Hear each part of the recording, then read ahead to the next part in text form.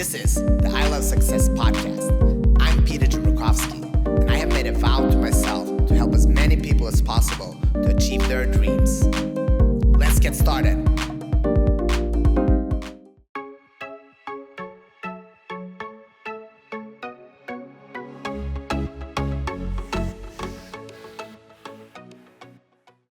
Hey guys, and welcome to the I Love Success podcast. I'm here today in New York City with Ryan Serhants, and we're going to talk about sales, we're going to talk about real estate, we're going to talk about life, goal settings, all of that.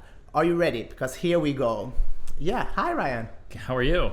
I'm great. I was a little bit nervous this morning when you guys rescheduled. Oh yeah, sorry. No problem. I flew all the way from Los Angeles to make this happen. I know you were in LA a couple of weeks ago, but Yes. we couldn't make it then. Yeah. So I said to meet with this guy, no problem, I fly over. So I was very nervous this morning, but then when I got the call, we make it happen. We're here now. Yeah, of course. And The sales business is a crazy business. There's appointments all over the place. We have clients that need me right now, and the clients come first when you work in sales, you know? Of course.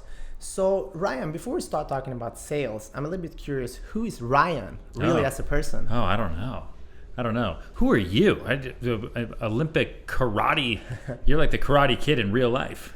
Yeah, I don't know. I'm just a guy who wanted to become good at something, and I liked karate. Yeah. So I became really good at that, and after that I worked in sales and was really good at that, and now I'm trying to share and become better in everything, and that's why I'm here. That's awesome. With you today. Cool. Yeah, and who are you then? Originally, I was definitely not a salesperson. You know, I was born in Texas. I was born in Texas in a house, actually. I was born on a mattress, to parents who were very, very kind of relaxed about everything. And we were going to live in Texas, but then my parents got divorced and we moved to Long Island and lived a little there, lived a little outside Boston, bounced around. I think I moved like 8 times by the time I hit 4th grade. And then I went to college outside upstate New York, and then came to New York City. And really, when I was a little kid, I was an introvert. I was really, really shy. The last thing I ever would have wanted to do in my life is be a salesperson or sell real estate. I thought salespeople were gross. I thought they were terrible. The real estate brokers were the worst. And I just liked theater. Honestly, that was the one thing that I liked. Kind of like you with karate. Like, you know, I tried every single sport known to man. I took every class I possibly could. And the one thing that I was sort of good at was performing, was theater. And so I stuck with that, did that through college. I tried to get a real job after college by thinking I might become a lawyer, right? Because I went to a liberal arts school. So I took the LSAT, thought I was going to become a lawyer, but bombed that test completely, and then said, you know what, I'm going to take a couple years and see if I can become an actor. I'll go to New York City, see if I can make a career out of it. If I can't, I'll go back to school or I'll figure something else out. But let me see what happens. So I came to New York in 2006, tried acting for 2 years. Nothing really stuck. I did a few things. I did a soap opera, then I got killed off. I hand modeled to pay bills. I held phones for AT&T and Nespresso. I did like just odd jobs like you do in New York City when you have no money. You do anything you can to make money. And then I ran out of money in the summer of 2008. I was dead broke, living in Koreatown in a 200 square foot apartment, sharing a bathroom with 16 people. And it was either come up with some sort of survival job, like become a waiter or bartender or something like that, or go home to Colorado, where my parents had moved at that time, and like paint fence or something.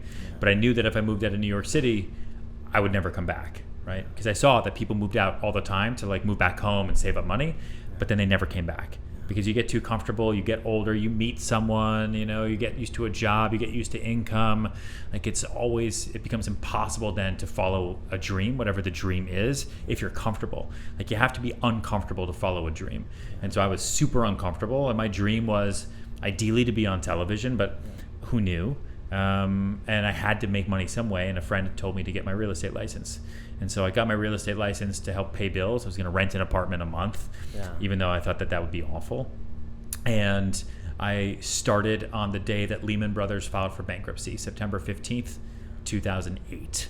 And the rest, as they say, is history. I had to teach myself how to be the person I am today, because I was not this person in 2008, that's for sure. Yeah, we're going to talk a lot more about that, but I'm curious, when did you knew, like as a kid, that you wanted to do acting? Because that's a big dream to have, right? Do you remember a special moment in your life when you said, I want to do theater, I want to do acting? I think honestly, as far back as I can remember, I would do little plays in my house with my little brother. I would do magic shows. The minute we got like a home video camera, I was making little movies with my little brother, and my mom was, the videographer, and I was writing little scripts, and I was just obsessed with the idea of telling stories, right? I just really liked telling stories. I liked audience reactions. Like, I fed off of that. I fed off of the nerves that you have before a performance, and then the reactions that you get from an audience when the moments hit, when people like what you're doing. And I never felt that. I never felt that with sports. I was not good at sports, and I was terrible at them. So if I had been great at sports, I would have felt that, but I just wasn't athletic. But with theater, just from a young age. And then, my parents wanted me to be well-rounded. They didn't want me just to do one thing. God forbid it didn't work out, which, to their credit, it didn't really work out. So I'm glad I did other things to figure out kind of who I was as a person. And then I started doing comedy, like improv, in high school and in college, and I started realizing that my strong suit wasn't so much in the dramatic, but was in the comedic. And you see that now if you watch $1 Million Listing, the way they edit me, and I'm like the comic relief of the show. Yeah, that's interesting. And how do you feel about, because we talk a lot about dreams and goal settings, but sometimes a broken dream can be an opening for something else, right? And you're doing television right now. In a way, you're an actor, but you're acting as yourself, so it turned out great. But can you just talk about those moments? Because I know a lot of our listeners, they might be stuck in their situation, and sometimes it's hard to kill your darlings, right? Right. I think that for me, it was, I didn't choose the career first, right? So if I kind of rephrase what I said before, my goal wasn't just to be a famous, wealthy actor, right? My goal was to be successful. Yeah. I wanted to be a successful person. Yeah. And I thought that the best way to do that would be by acting. And I wasn't good at math. I wasn't good at economics, so I couldn't go into banking. I bombed the law school admissions test. I couldn't become a lawyer. I wasn't great at science. I couldn't become a doctor. Like, all those things didn't work. Yeah. But I knew I wanted to be successful. So by having that as my main goal, every speed bump along the way, right? Like getting fired off the soap opera I did, doing terrible theater and having everyone hate it, like not making any money, like those, it wasn't depressing to me. They were just little speed bumps. I think a lot of people, they have a career in mind. Like, they want to be an athlete, they want to be a banker, they want to be an entrepreneur, they want to be the next Elon Musk. And when that doesn't work out, it's a brick wall. Life is over. They hate everybody. They're stuck in their situation, but it's not. It's a speed bump. Like, I'm a classic example that my life has been full of speed bumps, but life comes back around. Like, I got out of theater to pay bills by selling real estate. And by doing real estate and just having the goal of being successful, real estate then brought me back to TV. Yeah. And now I'm on TV with 2 television shows. I did a movie with Ben Stiller, all because I got out of theater, hit all these speed bumps, and started selling real estate, which just makes no sense whatsoever, but that's how life works. And I had been training to do real estate and to do sales my entire life. I just didn't know it. Yeah, that's amazing. And how do you feel about success? Because we're talking in this show, it's called the I Love Success podcast. Yeah. What is really success? What's your definition of success? And do you feel successful? I mean, I define success as setting and hitting consistent goals and changing them over time, right? I think 2017, I was a success. I had a successful year. I had goals set about how much I wanted to sell, what I wanted to do personally, what I wanted to do in my relationship, what I wanted to do at the gym, what I wanted to do with my team here at the office. I set a lot of goals, and I hit them, and I exceeded a lot of them. That's a successful year. Success is relative. Like, me being successful when I was 10 years old is very different compared to me being successful today. So 2018, I don't know if I'm successful yet. We'll see how the year plays out. We'll see, yeah. So I think that people just need to set realistic goals, keep those expectations for themselves, and then hit them, and then push them every year, like a little bit more. Never set the goals as the same. That's like where you see a lot of people setting the same New Year's resolution every year. I'm going to lose weight this year. I'm going to lose weight this year. Well, stop setting that as a goal if you're just not going to do it, right? That's follow through. Nothing happens. And it's so common, right? Because you might set the wrong goal or you're not motivated enough. And I like what you said. You talked about see life as grad school. When you come to a new city or a new place, the first 3 years is like grad school. Yes. And I met with so many people. One guy from Australia, he told me he's been sick all his life basically. He's a motivational speaker now, Michael Crossland. And he said most people stop when they're like 60, 70% at a goal. Yeah. Because it gets hard, it gets tough. Yeah. And what do you feel about that? Can you just elaborate on the grad school thing and how you need to think to really push those barriers? I mean, it's pretty simple. If it were easy, everybody would do it. That's why they say that. Yeah. Like, it blows my mind how people stop doing things when they get hard. When they get hard is when it's actually starting to work. Yeah. Just think about like working out. Like if it was easy, everyone would be in the best shape of their life. Yeah. But it's hard when it actually works. Yeah. Like results take a significant amount of hard work. And my hard work is very different to your hard work, which is very different to everyone who's listening's hard work. So it's all relative that way. And that's why I said success is relative and is set by your individual goals.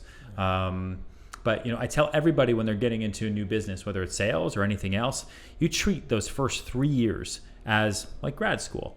Yeah. You don't expect to make any money. Don't expect to be rich and famous. Don't expect to have the whole world change. Expect to have 3 years of really, really tough times. Lots of work. Expect to want to quit 50 times, 100 times in those 3 years. If you stick with it for those 3 years, sticking with it is 90% of the battle. Yeah. You will be set up and ready to go to actually start to be successful by your own definition after that time period.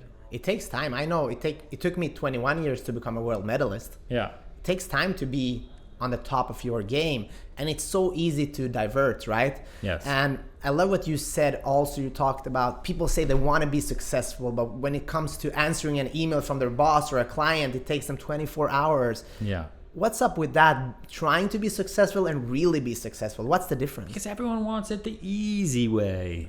People want life to be easy. There's two types of people in this world. There's the sit down and hang out, and there's the get up and go, right? Like think right now we're in New York City, in the United States of America, okay? The United States was founded by people who had a get up and go mentality, right? Yeah. They were in England, and they said to themselves, you know what? This is not okay for me any longer. They could have just stayed and hung out, which is what most people do, which is what most people did then. Yeah. But a few of them said, you know what? No, I want more for my life. I want more for the future. We're going to get up and we're going to go. We're going to go to a continent where no one even is there, right? Except for Native Americans and endless nothing. Like that is crazy. That's crazy to me. No one today can even do that. Yeah. The whole world is populated. Even the places that aren't populated, there are still people there. So like you are either somebody who gets up and goes, or you're someone who sits down and hangs out. Like you just have to pick which person you want to be. Get up and go is really hard, and it's lots of risk, and it takes lots of sacrifice, but life is short, and for me, it's the only way to live. That's how I felt today when I was prepped. I woke up 6 a.m., shaved, got here. I was here at 7 in this neighborhood, had breakfast because I wanted to be really ready for this, because I think you're really good at what you do. And then when it didn't work out, I was a little bit bummed, but I said, it's no problem. We're going to make it happen. And at least I flew here. I took that courage to do something. No, I appreciate it for sure. And I'm glad that we made it happen. And anyhow, so let's talk about the 2 E's that you talk about, enthusiasm and empathy, right? Yes. Is that important, and why? Yeah, it's actually, I look for, with people, right? When I'm interviewing people. So when I'm interviewing salespeople, I'm looking for energy, enthusiasm, empathy, and education. Like those are my 4 E's. Education is the least important, to be honest. And energy is really important because you have to have good energy. Right? You have to be somebody who, like I said, wakes up with a get up and go attitude. That's why I say ready, set, go all the time, because my dad, when I was a little kid, told me that before I step out of the house, I take my right foot, step out the door and say, ready, set, go. And it sets your mind up for a race, right? Because that's what they do in a race. They fire the gun, they say, ready, set, go. And then you run, and it's crazy. Except in life, the race sometimes is a sprint, sometimes it's a jog, sometimes it's a walk, sometimes it's a skip, sometimes it's a marathon, then it's a sprint, then it's a jog, then it's a marathon again. You don't know. But if you have that ready, set, go mindset, you will be prepared for anything. And so that's where the energy comes from. Like there's nothing worse than being with someone who has low energy. Like it's draining. I think it's really like a disease. And then I look for enthusiasm, right? I want someone who can, like me, tell a story. I want someone who can be excited about life. I want someone who can, tell me what was the greatest day of your life like, and tell me it with enthusiasm. Because if you can speak with enthusiasm, you can speak to somebody else with enthusiasm, and you can get them excited. And in selling specifically, you are selling enthusiasm at the end of the day. I'm not selling real estate as a real estate broker. I'm selling the enthusiasm that I have for that apartment for you. Right? And then empathy, you have to be able to empathize with people. It's not all about you, right? You have to be able to get inside someone's head. You have to be able to put yourself in their shoes. You have to be able to understand why they're making the choice that they're making. If you want to get anywhere in life, that's for sales, that's for your personal relationship with your boyfriend, girlfriend, husband, wife, whatever. It's with your parents. The best way to further your own well-being is to have empathy for everybody else.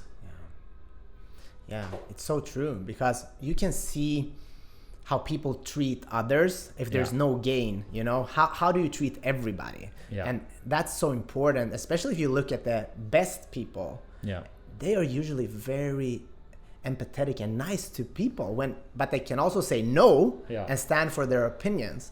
And which is so crazy to me. Like there's 1,000 answers to every question, and the fact that someone could just say no or just say yes. Like I cannot stand people who are on either side of the political spectrum, because it just drives me crazy. There's a gray line everywhere that we all walk. There's never a yes, there's never a no. There's always 1,000 different ways to answer any question or any situation, and you have to be open to it.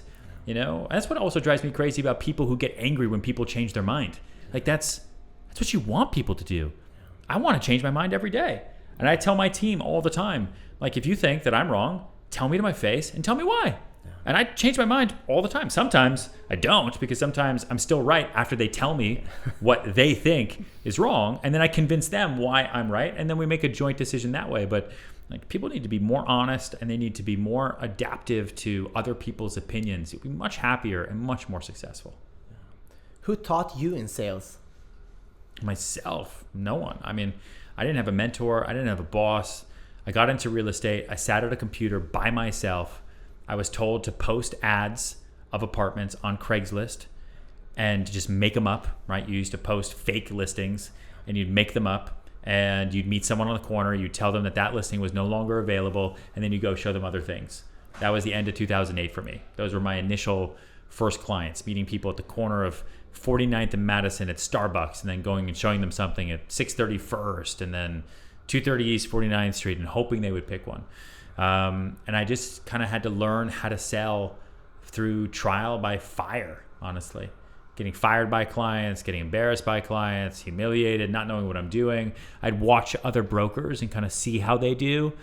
But then I realized that selling isn't really a thing, right? Selling is just assuring someone of a choice they want to make, right? The best salespeople are the best listeners.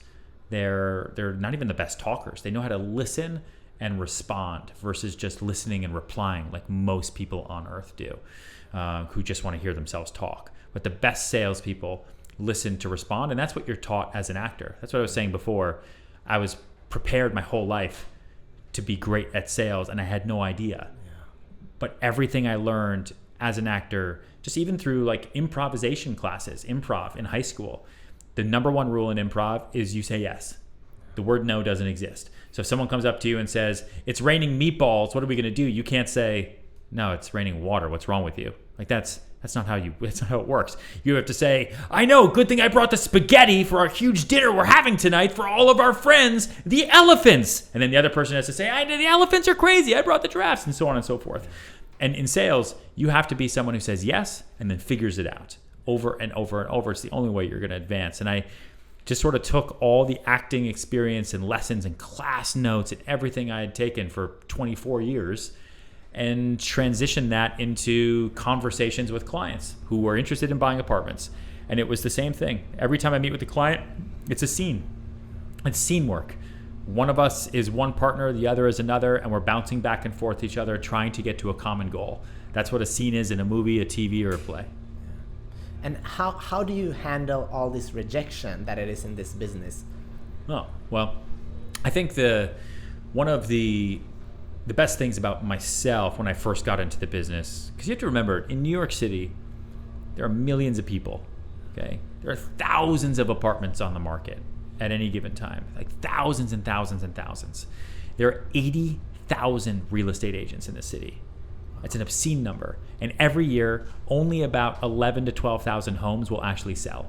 So that means a lot of real estate agents make no money. Or they make a little bit of money because they do rentals and they do other things. Or they have a side job, right? They treat real estate like a side hustle. So for me, when I got into it, they told me 82% of all the new real estate agents who get into the business will quit in the first year because they want a paycheck, they want benefits, they want their weekends, they want to play golf, they want to go to the movies, etc. Right? They want the easy way, like we talked about.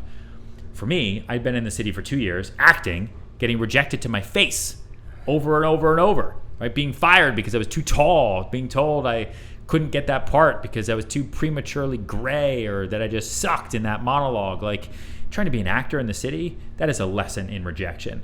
So when I got into real estate, I didn't take it personally. Someone didn't want an apartment. It's because they didn't want that apartment or they didn't like me. It had nothing to do with my face, like it had nothing to do with me being too tall.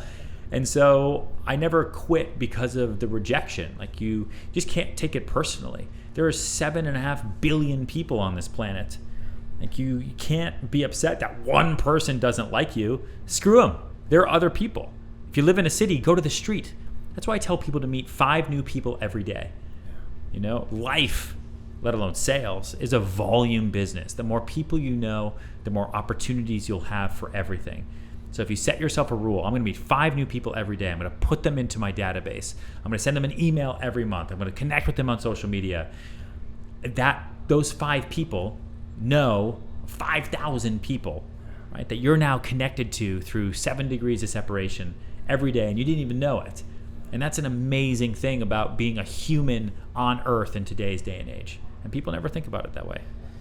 No, that is amazing. But what do you do if you're a person, there's so many people that have businesses that want them to grow, but they suck at sales or they don't know that they can become good at it because they're afraid of rejection. They're afraid of taking that extra leap and actually talking to people, selling their product. What would you give them for like tools or tips? How can they overcome that? They should take an improv class. I have every salesperson that works for me take an improv class, take acting classes. And it's improv, so it's not acting, but you get put in uncomfortable situations. You have to learn how to talk to strangers. And I'll also actively put people on the street and have them go talk to strangers. Go talk to strangers and find something you have in common with them. It's amazing to me how many people can't do that. They freak out. But like, why? Think about your best friend. At one point in time, your best friend was a total stranger. And now they're your best friend. How did that happen? That can happen to anybody now. So take an improv class. It'll be a controlled environment of something really uncomfortable, right? To get you out of your skin. And buy my book. I can't wait. It's out September 8th, right? September 18th, I think it is. Yeah, but you can pre-order it now at sellitLikeSerhant.com. And how was it to write a book? I've written 4 books. One is translated to English. It's called The Goal Book. It's about goal settings. Nice. I have one for you. Thank you. And Yeah, how was it, that process to write a book? Because you're doing all these other things too, right? It took a long time. It took a really long time. But it was something I wanted to do for myself and for my team, for people that work for me, and for people that work for me for the rest of my life. Because it's really my playbook on how to sell and how to build a sales career. Right? It's not just a book that's like stories and you know, kind of fluff and hey, be yourself. It's really my playbook exactly on how to sell, how to get deals done, how to build a sales career if that's what you want to do, or just how to have a side hustle selling shoes on eBay if that's what you want to do, right? And it took me a long time. It took me a year to write it, and I'm really proud of it. I just did the audiobook, so that'll come out too, and I read it. You know, it took me 3 days to read it, so that was fun, and I hope people learn something from it. I think if one person can read it and learn something, and it helps change their life, then it'll have been worth it. And what if you could say just like 2 or 3 things from the book that is like a real nugget that want to make people buy it right away? What would be that? Like, you will learn this like small little thing. Sure. I mean, one of the most important things to me about my life and how I sell and how I've gotten to where I am from nothing, right, in New York City, trying to hand model literally, is how to structure your day. And I couldn't find a single book that gave me a blueprint for how to structure my day from 5 a.m. till midnight every day to be successful, right? And I break that down in the book, and I break it down in 3 separate ways, and I call it my finder, keeper, doer strategy. And that's basically my CEO, CFO, and COO time. And I separate it into separate time in my calendar, and I walk everybody through that, and it will change your life. I talk to everybody about the power of follow-up and different ways to create follow-up, because a lot of people have a hard time with that. They don't know, how do I follow up? How do I talk to people? What do I do? And then there's, honestly, it's a funny book. It is a funny, smart business book, because my life and the stories that are in that book, all deal stories, all real stories, are just ridiculous. So even if you just want to laugh and read or listen to a book that's funny, where you might learn something too, this is the book for you. Yeah, I'm definitely gonna read it. And one thing that I really enjoy with you, I've been following you and watching $1 Million Listing. I like your competitor Fredrik Eklund as well. Well, you're both from Sweden. Yeah, so he's a great guy as well. But one thing that I really enjoy with you is the morning routines, because my latest book is called Super Morning in Swedish, and it's based on about 100 people that I met on the podcast and their morning routines. Oh, wow. So let's share your morning routine. I know you work out very hard, which I enjoy. And what else do you do in the morning? I mean, the mornings are your jump start, right? Think about a house. The morning is the foundation. You can't build a house without a foundation. So if you're not a morning person, then you're someone who wants to live in a house with no foundation. Like, it could look pretty from the outside, but inside it's a shit show, and it might fall over at any time. Like, that's how you have to think of it. So for me, the mornings are the most important. And I wake up at 5. Sometimes I wake up at 4:30, depending on the day. But I wake up at 5. I go to the gym for an hour, hour and a half, depending on the day. Come back, shower, get ready, eat some oatmeal, protein shake, get into the car at about 7:30, 8 a.m. and start my day. And I like to send emails kind of between that 5 and 5:30 time period in the morning, so that people see emails from me when they wake up. It's always been a fun thing for me, right? Because people wake up and then they see that I've already started my day and I'm way ahead of them. So I'm already winning that race, because remember, I've got this ready, set, go mindset. So I want to make sure that I'm out there first. And then with the gym and working out, honestly, like, I don't love working out. Like, working out is really hard. I would much rather like sleep in and eat ice cream and watch TV like that. That's way better. Like, I don't want to wake up at 5 a.m. I think people are like, oh, but they must like doing that. Like, no, I don't like it. What are you, crazy? I do it because I have to. I do it because it's what I need to do to build the foundation for the house that I want to have later on today. And the workouts are really hard, because by 7 a.m., the hardest part of my day is over, right? Like, I'm not going to be doing deadlifts anymore. I'm not going to be doing sprints anymore. I'm not going to be doing bench press anymore. Like, whatever I do the rest of my day, negotiating, office work, emails, like dinners and all that, is easy now. Like the rest of my day, I'm set up, I'm energized too, which is great.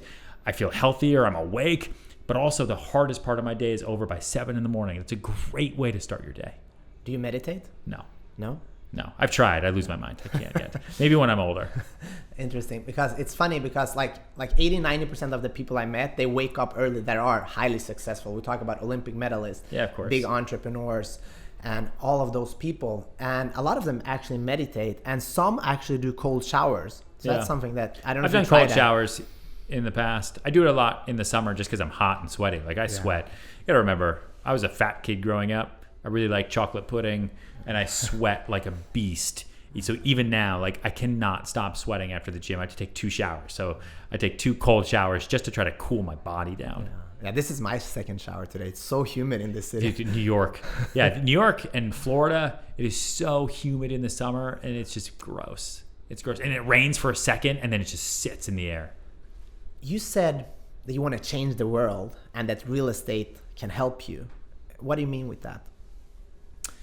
I want to give as many people opportunities to be successful as possible. And if you're someone like me who didn't really know what they wanted to be when they grew up, but they just really wanted to be successful, they wanted to make it, sales and real estate sales is the best way, in my opinion, to do that, because you don't have to go to graduate school. You don't have to go get extra education. It costs a couple $100s to get your real estate license. And the difference between somebody who just gets their real estate license and me is an insane amount of hard work, dedication, drive, and fortitude. Like that's it. That's it. Like you don't have to build anything. You don't have to build computers. You don't have to reinvent the internet. Like you don't have to do anything crazy other than be a good person and work your ass off and try to meet people and sell them real estate that someone else built. Like, and you can make a lot of money and you can be really successful and you can have a great lifestyle. And I meet people all the time who are unemployed, angry, upset with their current job. I'm like, why don't you just get your real estate license? Why don't you get into the, like, I got my real estate license and I didn't know anything. I didn't know the difference between Broadway and West Broadway. I thought they were the same street, just one was on the west side. I didn't know. And I figured it out. And everyone's like, oh no, I don't know. It seems so hard. I don't know how to do that. No, it's fine. And then they end up just sticking in their sorry job that they don't like anyway for the rest of their life, and then they die. So that is terrifying to me, and those people I have no sympathy for, because the option to do something better is right here. It costs a couple $100, and it's called real estate brokerage. Yeah. It's very interesting, but I think a lot of people, they're afraid of what you're saying, weekends, long nights. How do you have like a wife that supports what you're doing? There's 7.5 billion people in the world. Get a wife who supports you. Yeah. You don't have to marry one who doesn't support you. Like my wife knows who she married. She knows that I work all the time. She appreciates it. She also knows that I get tired and sometimes I want to come home and just watch a movie with her. Yeah. Like I don't live in the office. I do work every single day. And she's okay with that, right? I was dating other girls before her who were not okay with it, and I did not marry those people. Like you have to pick your partners wisely, and you have to pick someone who balances you and makes you a better person. And to remember that your spouse is your business partner, whether you think about them that way or not. Like they are there and they're going to support you all the way through everything, and your business is only going to grow if they're going to be part of it too, in some way, shape, or form. So it's I mean, my work mentality is really because I'm afraid of failure at the end of the day. Like I have a fear of failure. I have a fear of not living up to my potential every day. And I just want to do as much as I can and squeeze the hell out of this lemon that I've been given. Yeah, it's interesting. I think it was on your latest vlog or a couple of episodes back, you were talking about a couple of years ago, you were a little bit you didn't know if it was depression or what it was. You had like an existential crisis. What am I doing? You're stuck. And it's so interesting that a guy that in other people's eyes have everything are stuck. And then you kind of said, okay, my wife helped me realize that this is what I want to do. And I want to like have this crazy day, run back and forward and almost fall down on my pillow and go to bed. Like this organized chaos. Can you talk about these thought process in your mind a couple of years back? What happened? Yeah, I guess I was at a point where, business was good, life was good, but I just felt like I was doing the same thing every day. Like everything I just talked about. I woke up super early. I was always tired. I'd go to the gym. I'd go on appointments. I'd run around all day. I'd deal with crazy clients. I'd come home. I'd hit the pillow, be exhausted. I'd wake up and do the same thing every day. And it started to get to me where I was like, man, this is just such a grind. And it wasn't fun anymore. And I just wasn't excited about work anymore. And the problem was that I was doing the same exact thing every day. And I thought I had to maybe sit down and enjoy a sunset once in a while. But really what it was, and Amelia, my wife, smacked me. She was like, listen, you were the most happy in your life when you were growing your business. Now the problem is that you're so successful and you're at the top that things start to become the same. So you have to switch it up, change things, consistently change things. Like you can't go to the gym and do the same thing every day. You have to shock your body. You have to do the same thing at work. You have to do the same thing in your personal life. Otherwise you get bored. Like where evolution has created human beings who need change. Like we thrive on change. It's the only way we grow. If we didn't need change, we wouldn't even have buildings. We'd have no electricity. We would have no pencils or pens. We would have no NASA. You know what I mean? We'd still be in tents if we even have tents. And so I looked at like that emptiness that I was feeling, and really it was just emptiness for more, right? And I realized that I am addicted to chaos and controlled chaos. And I just have to maybe just do more. And I didn't think I could do more, but I realized actually I could. Little time management. And that's when I started the vlog, started writing the book. I started doing the other TV show, Sell It Like Serhant, that also came out on Bravo. I started going after lots of different business all over Brooklyn and New Jersey and LA and Miami. And I could handle it all, and everything changed. And I was like, wow, this is what I need. I just need to do more and more and more. But the more successful you get, the harder it is to do. Yeah. And I think that is so difficult. And we all come to that. If you are really successful at what you do, you come to that level. What, is this all that there is? I remember the first time I became a national champion. Yeah. On the car, I was 18. I was a junior champion of Sweden. And on the car way home, I was like, I should have been so happy. Yeah. But I thought, how the heck could I defend this next year? Yeah. And I had that mindset for a whole year, which is the worst thing to have as an athlete, because if you want to defend something, you can never grow anything. Sure. And I trained really hard though, and I won again. But during the years, I changed my mindset to growing and like learning new. And it's not about winning that medal. It's about growing as a human being, because when I do that, I can do more. And I'm curious with you, this is a 10-year journey in September, right? 10-year anniversary. How have you grown as a human being during these years?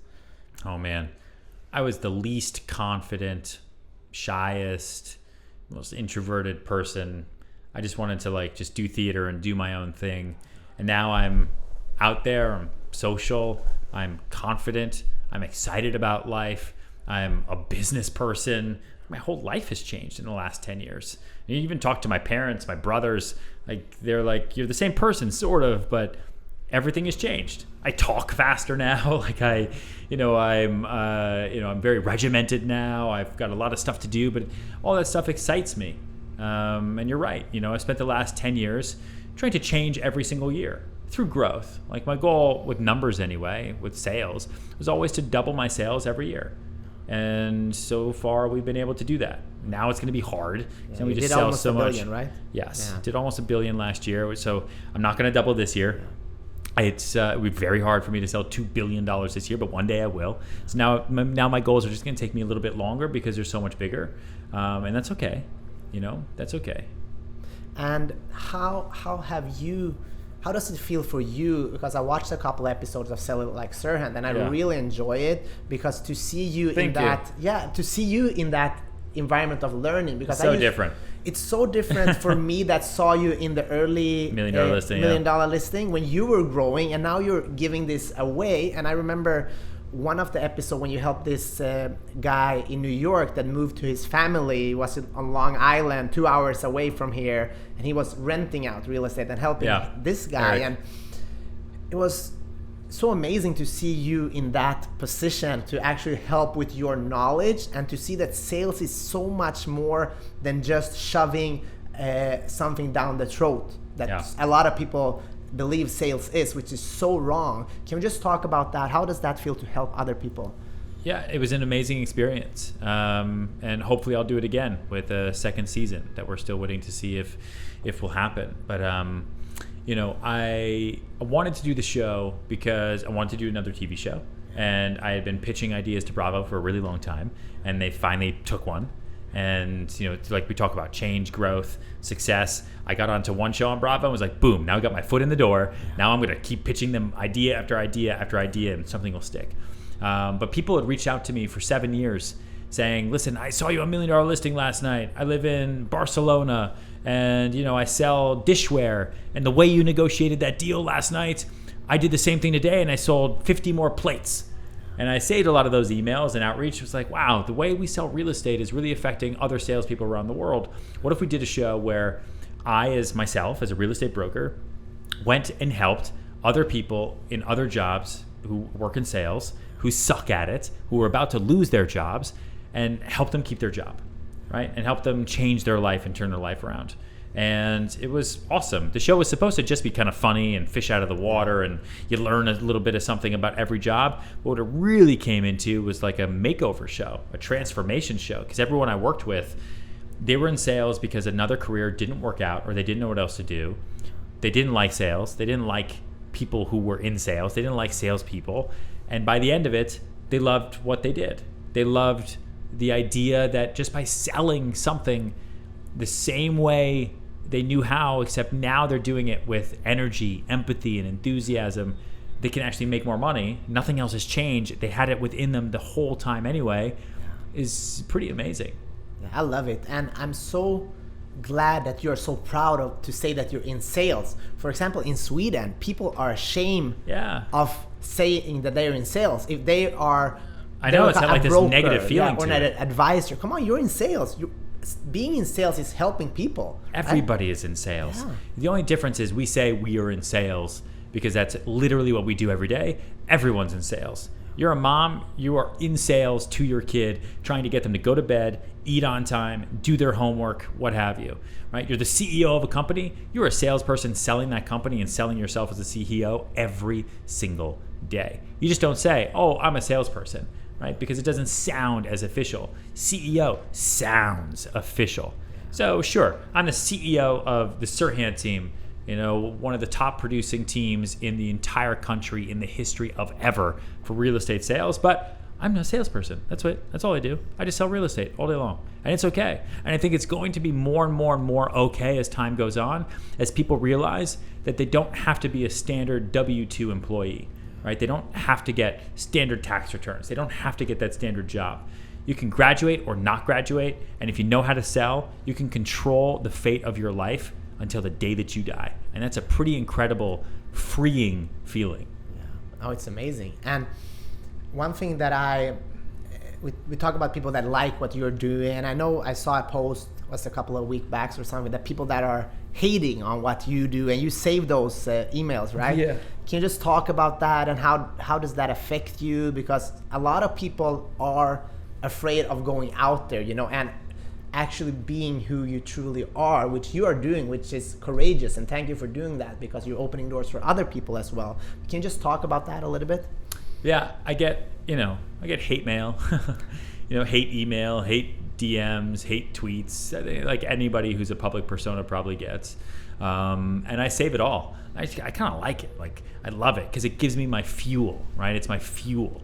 It's fuel for the fire. Like, if I will be nervous when people stop sending me hate mail, because then it means I'm not doing anything. I'm not doing enough. I'm not working hard enough. I'm not trying to change the industry enough, because that's what people get mad about. Right? People get mad at change. They get mad that I think I'm good at what I do and I shouldn't be because I don't fit that model or that type. So they get mad and they sit down at their computer on their couch in their parents' basement and they send me this angry email. And you have to use that, right? Use that. Take any negativity, any rejection, any angry people, any bullies take their energy and use it for the fuel for your own fire to do more today than you were gonna do. And that's what I use it for. It's great. I love it. It's fuel. Yeah. You just have to see it that way, right? Yeah. I mean, listen, people are stupid. People are crazy. Like, just trust yourself, be excited in yourself, know in your heart what you want to do, and push to get as much done as you possibly can. And don't worry about anybody else. Who cares? Anyone who has the time to be negative to you is someone who is more insecure in their own skin than you ever will be. Like, I don't have the time I'm too busy. I have stuff to do. Like, I don't have the time to make someone feel bad. Like, that wouldn't make me feel good. So I know that the people who do that to me are sad, and I kind of feel bad for them a little bit. I'm like, oh man, sorry, little buddy. Like, sorry you have to be mad. Like, it'll be okay, maybe, or maybe it won't. I don't know. Yeah, I love it. I know you're very busy, so I have only 3 more questions. Three, all right. Yeah, so let's do this. So analysis paralysis, let's talk about that. You wrote an amazing article, which I really liked. Sometimes I get stuck in that when I want to move forward. Yeah. So it has helped me. Can you just talk, what is it and what should you do? Analysis paralysis is a disease where you set up office before you do work. And a lot of people have it. They want to start a company, right? They want to start a business. They focus on the office. They focus on the business cards. They focus on the computers. They focus on the branding, the logo. And they never actually sold anything. They never actually did any of the work. They never actually focused on the content. You know, they want to start a band. They're so focused on the band, who's going to be in the band, who's going to play what instrument, who's going to do this, who's going to do that, without actually just focusing on the music. Like, take care of the music and the music will take care of you. It's one of my favorite quotes ever. You take care of the work and the work will take care of you. And you have to get out of your own way. Like, that's what we talk about improv, right? To all the people out there who think they're bad at sales, who hate it, feel uncomfortable, go take an improv class. It'll teach you the power of yes. It'll teach you how to get out of your own skin and just be yourself times 10 in a way that you didn't even know that you could be before. And it's such an amazing feeling to know that you have that ability. And that's how you start just going to work. Like, you ask me who taught me sales. No one taught me sales. I just figured it out because I hit the pavement and I started working. Some days it didn't work, some days it did work. But more days worked than didn't. And slowly but surely, here I am. But if I had sat there and was like, all right, I got to go get a mentor first, and then I got to read a book about sales, and I got to go do this, and I got to do that, and I got to get my business cards, I wouldn't even be here today. I'd be like so stuck in my own head. Like, forget your own head. Trust your gut. Say yes. Figure it out later. Love it. And one thing that I ask all my guests is something that I want you to imagine now. Imagine you're 87 years old. Oh, okay. You're sitting in a rocking chair or maybe doing deadlifts at 5 a.m. I don't know. Okay. And you're just contemplating about life. Yeah. What do you want to see? What do you want to have accomplished by then? Oh, man. I want to build a company that people know all around the world that is super successful. Right? I don't necessarily know what kind of company it is yet. I don't have analysis paralysis. I'm not focused on it. I just know that I want to build something amazing. It'll probably be real estate focused. It'll probably be media focused. I don't know yet. And I want to have lots of little grandkids running around. Right? I want to have had kids and have those kids have kids. And I want to have a lot of beautiful houses all over the world. I want to have my own airplane. I want to have lots of cars. Like, I want to have the greatest life I could possibly live.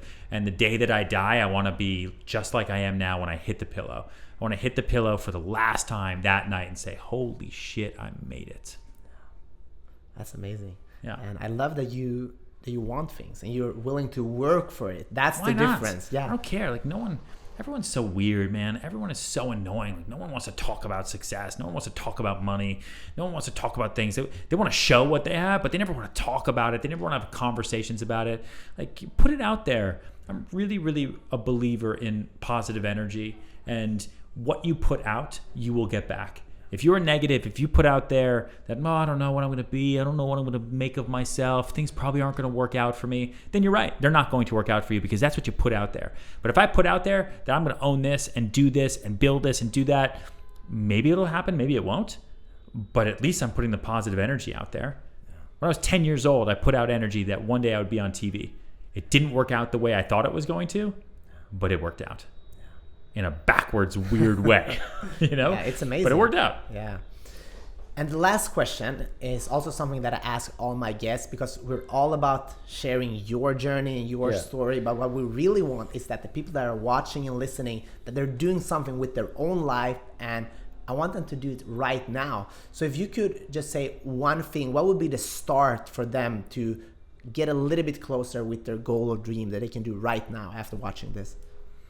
Write it down. Write it down. Really think about what your goal or your dream or that future job looks like. Write yourself a little story. That question you just asked me, when I'm 80, what do I want to look like? What do I want to be? Think about that and write it down. Save it. Put it somewhere. Look at it again next year. If it's still the same goal, keep it or rechange it, right? Write another one. Look at it again the next year. You have to write it down and focus on it. Like for my annual sales goals, I don't just sit there and say, yo, I want to make a lot of money. No, I sit down, I calculate it down by the day. I figure out by the hour what I need to be doing, because I don't live by the month. I don't know what it feels like to live in a month. No one does. I know what an hour feels like. I know what 60 minutes feels like. I know what this time that we just had doing this podcast feels like. You live by the hour. So you need to break down your goals by the hour, put it on paper, and then follow through with it. And then adapt if necessary. And do that right now. Boom, mic drop. Yeah, thank you so much, Ryan. And writing it down, it's so important. Most of my very, very successful guests say the same thing. I talk about it in my book, the Gold Book. Write your goals down. Don't just have it in your head. I'm so grateful for sure to be able to have this conversation. Yeah, I'm glad we made this work. We made it work. Thank you so much, Ryan. And thank you everybody that are listening to this. If you like what we are doing, subscribe, share this, because we want to help 10 million people. I can't do it myself. Ryan can't do it himself, but together we can do it. Thank you so much, everybody. Talk soon.